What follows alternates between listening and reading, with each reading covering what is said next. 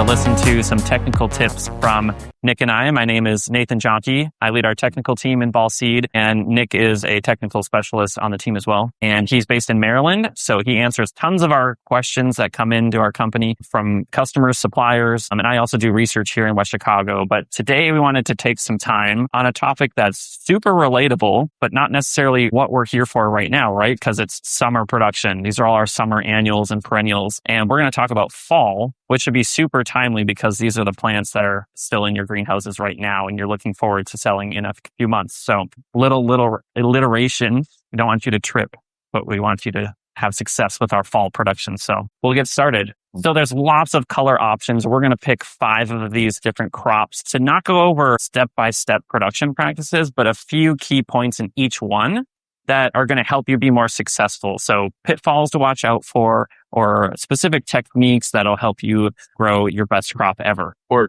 some of the kind of non-negotiable best practices that you really should not skip that, unfortunately, a lot of growers I talk with do skip sometimes. So hopefully get these on your radar in time before you start to see any of these issues. And we're going to start with everybody's favorite fall color program, mums. How many of you have mums in your greenhouse or out in production fields right now?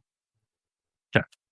Lots of folks there. The number one thing, especially the last couple of weeks, I've gotten a lot of disease-related questions, particularly rootzone pathogens, but really the main ones that you need to look out for in your mums are your rootzone pathogens, Pythium, Phytophthora, chrysanthemi, and Fusarium. Thankfully this year, Fusarium pressure doesn't seem to be as bad, but previous 2 years where we had really brutal high heat with tons of rain, there were a lot more problems all over North America. And then in terms of foliage stuff, botrytis is really kind of the other big one. Just keep an eye on it, particularly as you get closer to visible bud and burst color. Because most of our mums are grown outdoors, so you can't control the weather. And so you have to make sure that you are keeping an eye on the weather and temperature conditions to get your timing for these different fungicide applications on. In general, just wet feet for long periods of time is going to cause root rot issues. Sort of cool to moderate temps tend to be more problems with Pythium, and wet and hot, you'll see more issues with Phytophthora and Fusarium. One thing to add in that, if you're in a field and you don't have great drainage or you've got some low spots where water is collecting, get those plants up out of that. Put a tray underneath it or something to raise the pot away from the water table that's going to come up, and that'll help keep your pots drier. And those pathogens that may be underneath that field, they're not going to get up into your containers. Yeah, a big trend for growers with mum production areas outdoors is when they're renovating those spaces, putting down new wheat fabric, things like that, putting a few inches of gravel, really improving drainage in those areas. Can't really do that if you're growing in a kind of floodplain spot out on the back 40, but yeah, definitely anything you can do to keep them out of standing water if you get really bad rains. So in terms of fungicide active ingredients for Pythium, thiazopamid, so this is Segway, and etradiazole. So this includes things like Banrot, Truban, Terrazole. These are still kind of your go-to preventative chemistries. You can get a little bit of curative action if you have some mild disease pressure as well. Methanoxam, so that's the active ingredient in Subdue, can be helpful, but there's a lot of literature out there showing that there's a little bit less efficacy controlling warm season Pythium species like Pythium aphanidermatum. So if Subdue is your go-to fungicide for Pythium prevention and you're seeing a little bit of breakthrough pressure, that's probably why. And that's where it's best to lean on the other 2 chemistries. For Fusarium, this is a very tough pathogen to control with fungicides, even under ideal conditions. But fludioxonil, so it's medallion, trifluomazole, that's the TerraGuard, and difenoconazole, that's one of the active ingredients in Positiva. These are going to be kind of your best bet for preventing Fusarium. And then if you use things like trichoderma, so these are your root shields, your Optigos, your biofungicides, these are really great for early season disease control. But you start to see disease pressure, that's where it's kind of tend to break out the big guns. One more thing. So you've got 3 different pathogens there, right? And they have requirements for different control strategies. And so you may not always know what you're dealing with if you start to see disease. How many of you have used our diagnostic lab in Helix, sending samples? Anybody? Okay, so we do have a diagnostic lab here in West Chicago. So you can send samples in and we will help figure out what pathogen, if there is one, that's affecting your crop. And so looping in with your tech team, your sales rep or color link, ask about getting a sample in. We'll help shepherd you through that process. And then we can figure out what's the best control strategy. No, it's for anything that you're growing. Yeah. They don't do nutrition or soil tests or fertilizer results, right? It's strictly for pathogens that we're looking for. But if it's non-pathogenic, I'm based here in West Chicago. They'll often ping me on Teams. They're like, come down to the lab and have a look at this and see if it's not a pathogen. So, we're going to try and help you out the best we can, whether it's the disease or not. Yeah. Also, that service is free to you as a fall customer. You can cover shipping to the lab for you. So we just want to get you answers and the best path forward. So mineral nutrition, so fertilizer management. This is kind of one of the biggest pitfalls, again, especially if you're growing outdoors and you have rain that flushes all the fertilizer out of your pot that you just put on that morning. The best approach is to feed early and often. The goal really is shortly after, right at transplant, you want to get a little bit of phosphorus loading and use a more ammoniacal or urea-based nitrogen source in your fertilizer. So things like 20-10-20 are a good one. Some growers use 20-20. I generally suggest if you're going to do that, only do it right at the beginning, only feed with it a couple times, and then switch to something like 20-10-20. But you want to build that strong branching architecture early. Like this mum here is a nice roundy moundy mum. This is, it's got, it's kind of hard to see the picture on the screen. Apologize for that, but it's got really vigorous lateral branch development. That's what you want. The more you can establish that early, the better you're setting yourself up for maintaining that type of architecture through finish and through retail. Then as you're getting a little bit closer to finish, so around visible bud, maybe a little before then, depending on weather in your area, I suggest switching to a more nitrate-based source. So this is, kind of your CalMag type approach. Supplementing a little bit of iron can sometimes help keep stuff nice and green. Cooler temperatures will slow iron uptake a bit. So if you want to boost that up with a little extra iron chelate in your feed, that's a good option. There are 1-bag mum feed fertilizer formulations that you can use pretty much throughout the whole crop cycle. If a 1-bag mix works for you, just keep an eye on overall crop tone as you're getting close to retail. And then my motto is, a wet and well-fed mum is better than a wet and hungry mum. So even if you're getting torrential rain for a week straight, the best thing to do is as soon as you have a break in the rain, try to get back in there, give them a nice little hot shot of fertilizer to keep that those mineral nutrient levels high. Incorporating controlled release fertilizer, either mixed into your substrate or top dress, can be a good way to help buffer these uncontrollable weather impacts. So, and then crown budding kind of pairs with nutrition issues. Really, this premature budding response is triggered by cool temperatures, but it's exacerbated and it gets a little bit more severe if mums are low on feed. So there's genetic differences. Some varieties are more sensitive to it than others. But the thing to keep an eye out for is anytime you've got night temps around 65 Fahrenheit or below, that's really the threshold that you need to be keeping an eye out for crown budding and maybe doing some proactive management. The best option really is to just push new vegetative growth with fertilizer up your feed rate and basically flush new non-budded shoots out over the top of your crown buds. But if you are comfortable using Florel, if you're familiar with the PGR and you're not past that sort of first-ish week of July cutoff point for applications, you could use that as well to help pivot them back towards vegetative growth. Don't wait until you see crown buds like this to decide to do something. As soon as you start to see that little strap leaf, that little kind of roundish leaf, that morphology change, that's when you need to be either hitting the gas with fertilizer or making the call to do a Florel application. So on to our next crops, Echinacea and Rudbeckia, a little bit more different, often used for fall containers. We want to talk about a few things here. So first off is Aster Yellows, which is a disease that really impacts the perennial longevity of Echinacea, but can also affect a lot of different species. If you know anything about botany, the Aster family is huge. There are a lot of different species, so this pathogen can affect a lot of different crops. Anybody know the disease triangle? What are the three things? Anybody? You can't answer. Come on. What do we need to get disease? A susceptible host, Nathan. Susceptible host. Environment. Conducive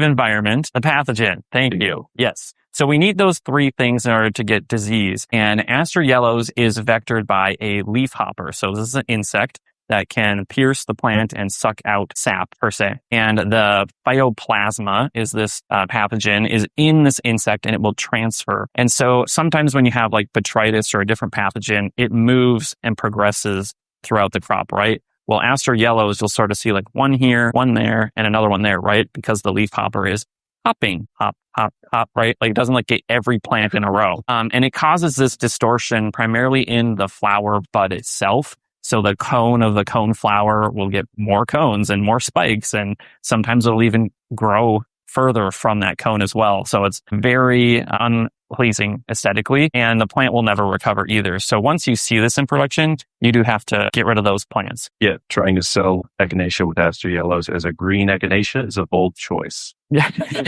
let's do the actual varieties that tend toward the green color instead. So there's a few things about leafhoppers. This is primarily an insect that's going to overwinter, come from areas outside your greenhouse. So weed management is very important.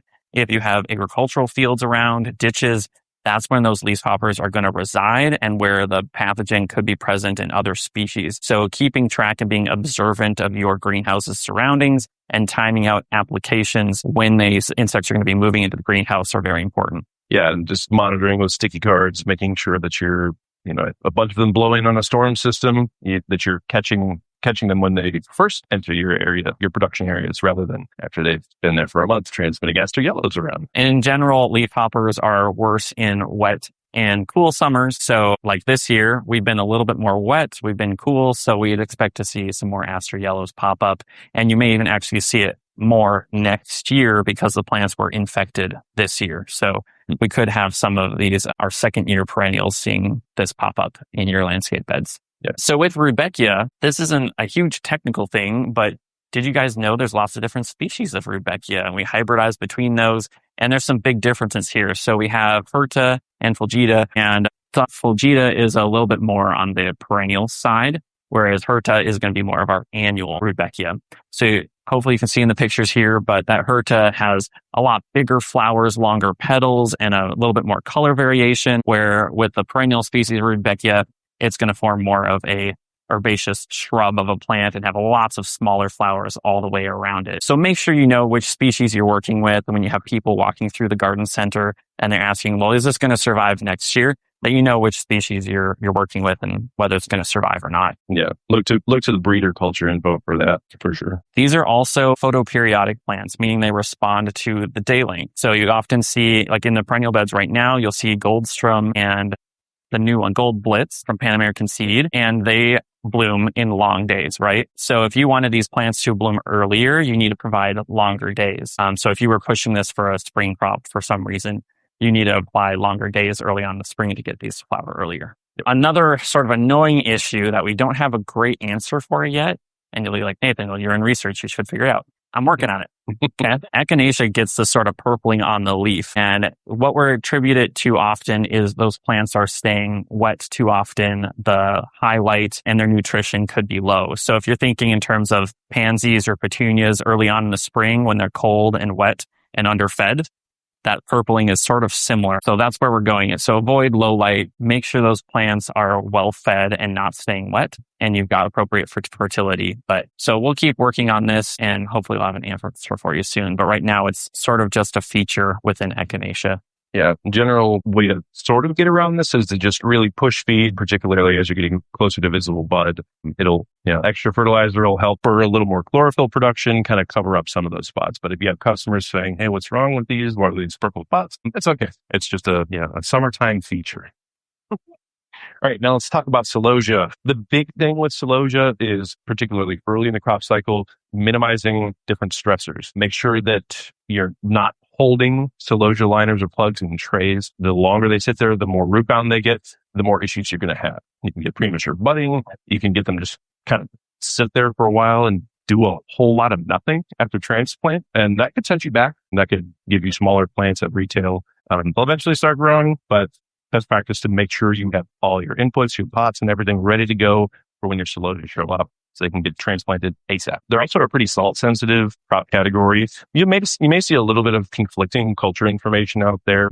Some culture sheets you'll see recommended nitrogen rates, like 250 parts per million nitrogen, something that we would push more for really heavy feeder crops like poinsettias and mums. But if you're using a higher feed rate, make sure that you're maintaining a moderate leaching fraction, so you're not giving fertilizer salt buildup, or give them a periodic clear water leach to help keep from singeing those roots. And then Celosia are pretty sensitive to different stuff phytotoxicity prone. If you are making any herbicide applications on the property for weed management, make sure you're doing it nowhere near your Celosia.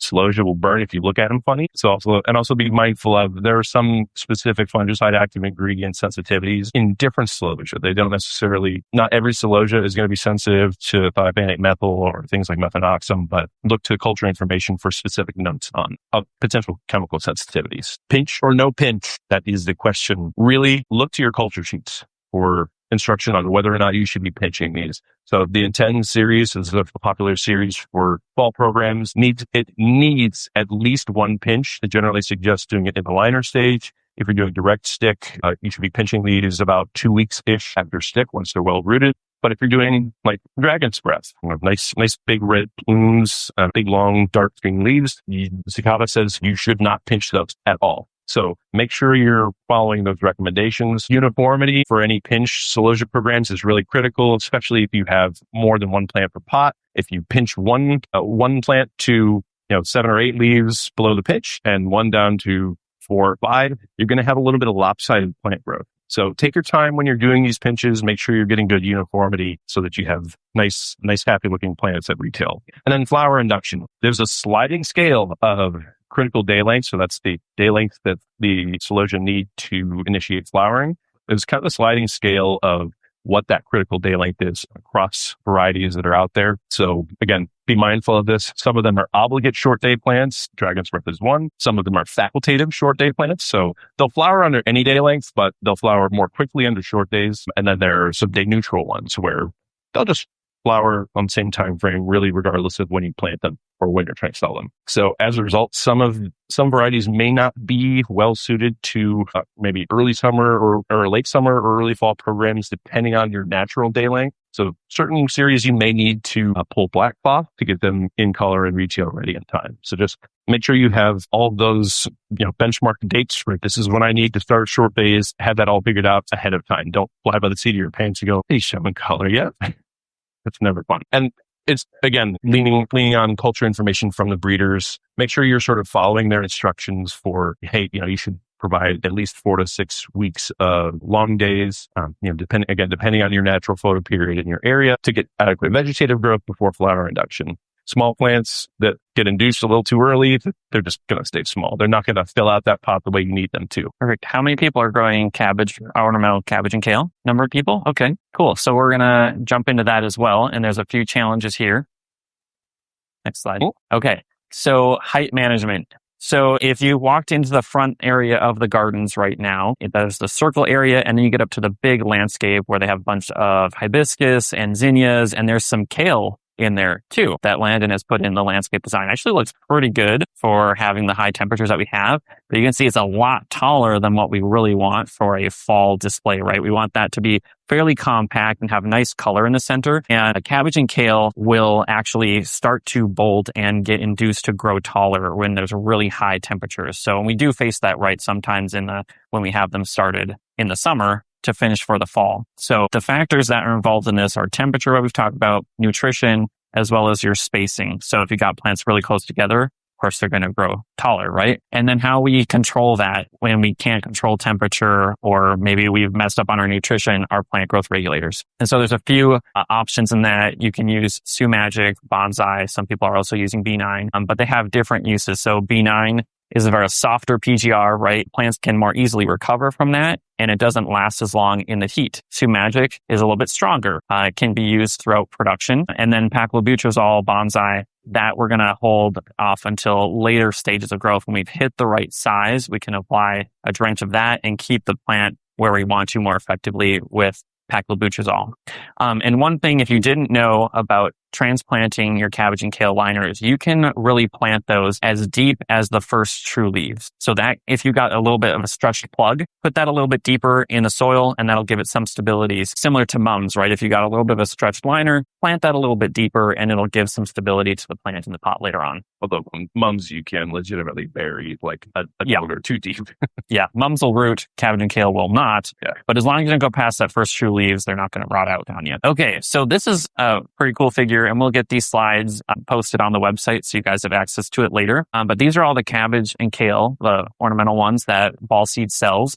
and we graphed out the vigor and final height of these different series, because that does impact your rates and the PGRs that you're going to use. And so you have certain varieties like the Nagoya that's going to be tall, where then you have the Osaka IQ, which is a much smaller, more compact variety. So you're not going to want to use the same rates of PGRs on the Osaka as some of these other varieties. So keep that in mind. Critters that munch. We just love caterpillars and worms, right? It's just like the bane of everyone's existence, even in the cabbage that we're growing to eat in the summer. So lots of different species can attack our ornamental cabbage and kales. We've got cabbage worm, cabbage looper, diamondback moths, salt marsh caterpillars, and army worms, just in case you're wondering. And more.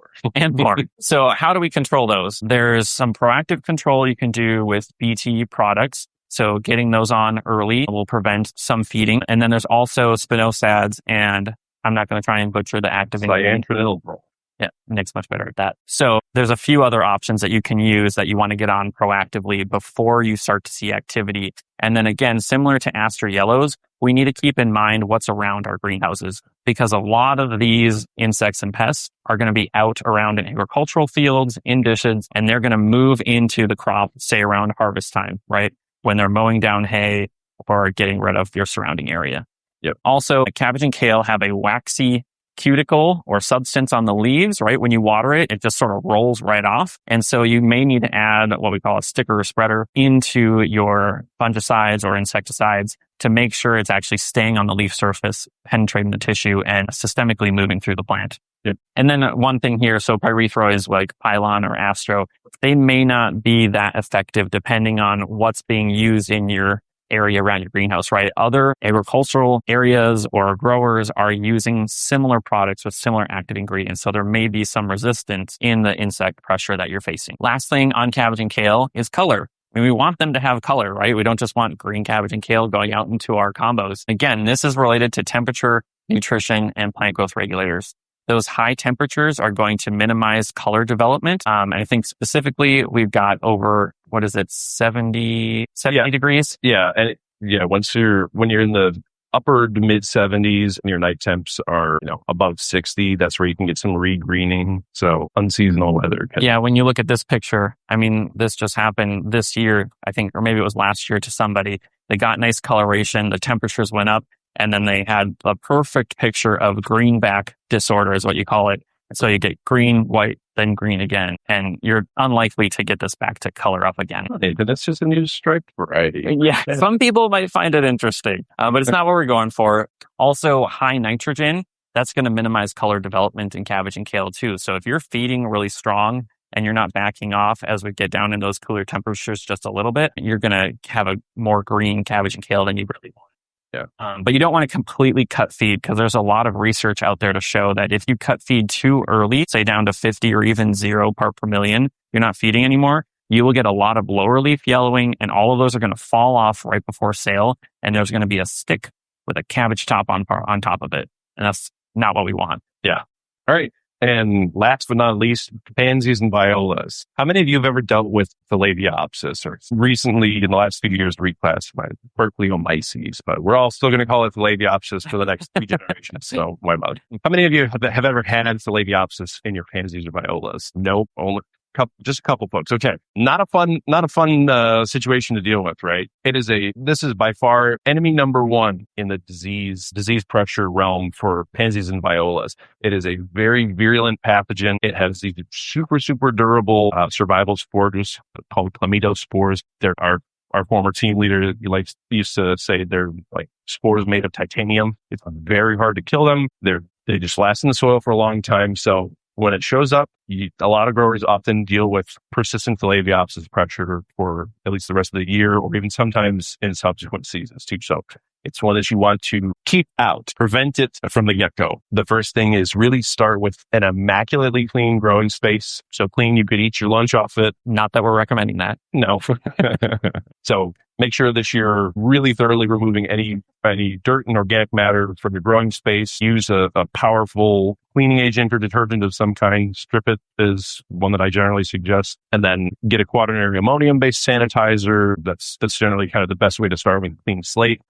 I know it's hard to, depending on your greenhouse layout, it's hard to minimize movement or foot traffic through the area, but we can track the Labiopsis into our greenhouse, which is on our shoes. If you're gardening the day before at home, or, your kid was, you're at your kid's soccer game or something like that.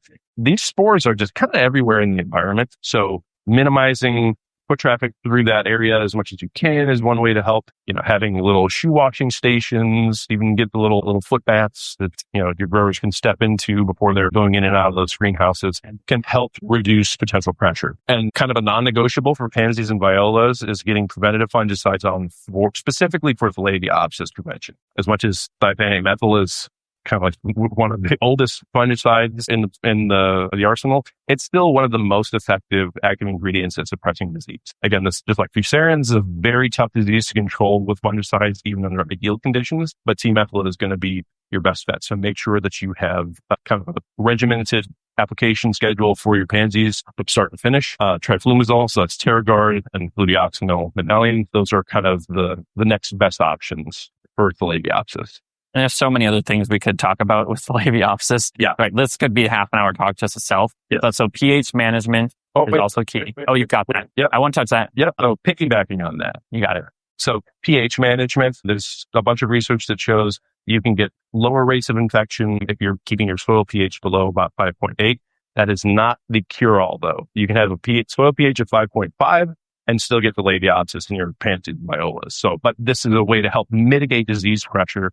And also, pansies just like lower pH to begin with. So that's going to help make sure you're maintaining maximum nutrient availability. The trick with your feed formulation is pansies and violas respond better to feed formulations with a higher proportion of nitrate-based nitrogen. But a lot of the ones that we use, think of CalMag, they're naturally going to sort of drive the soil pH up over time. So a lot of the pansy feed formulations, these are, like 10%, or there's like 2% ammonium-based nitrogen to, 15 to 18% nitric-based nitrogen. So there are easy solutions to help sort of hit this mark. If you don't want to go that route, just make sure that you're alternating your sort of classically acidic fertilizer formulations, your 20-10-20s or 21-5-20s, with like a 14-0-14 or maybe a plug special 13-2-13, something that's really got a lot more nitrogen, nitrate form nitrogen in it. And then in general, I suggest doing a lower rate constant feed of part per million nitrogen. So in the 125 to,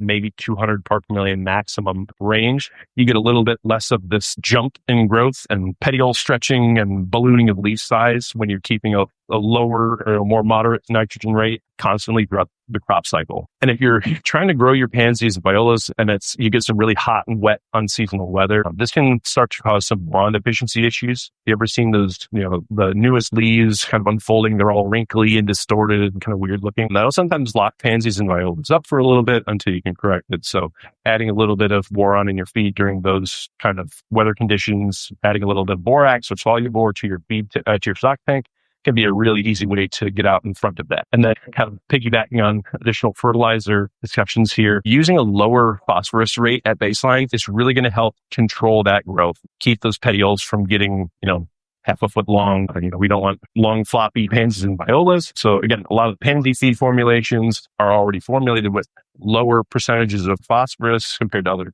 other one bag mixes. As much as you can, keep your greenhouse temps cool, minimize that diff. So that's the difference between your daytime and nighttime temperature. Help discourage that stretching response. And then there are different PGR options you can do. I don't suggest Ethifon or Florel for growth suppression. I mean, you should really be using that to just, for early in the crop cycle, resetting flowering, getting everything kind of on the same timeline for color response.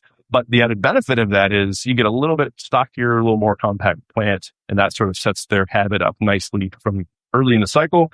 If you're going to do any foliar PGR applications, diminizide and chlormaphox, so that's your B9s, your ultracells, tank mixes at moderate rates, you can be proactive with it, kind of check growth. It's better to do that early than have tall floppy pansies and violas and really need to slam on the brakes. That rarely results in high quality plants that finish. And if you're going to use paclobutrazol or bonsai, most culture sheets you'll see, they'll say use very low rates at the end. That's just really for just maintaining shelf life and plant quality as they go to retail. So that's it. So we're pretty much out of time here, but so if you want to learn more about the tech team, find us. Nick and I will be around both days, today and tomorrow. We can answer any questions. I know Dave got to come up and talk about cut flowers. We've got a great tool for you to access our team and ask questions. Go visit the web track, Tim, for that. And then just wanted to put in a plug for Ball for Fall, which is the next slide, which will be in October here on the grounds. So you can see all the mum variety that Ball Seed offers in addition to a fall crop. So thank you for your time and have a great rest of your day. Thank you.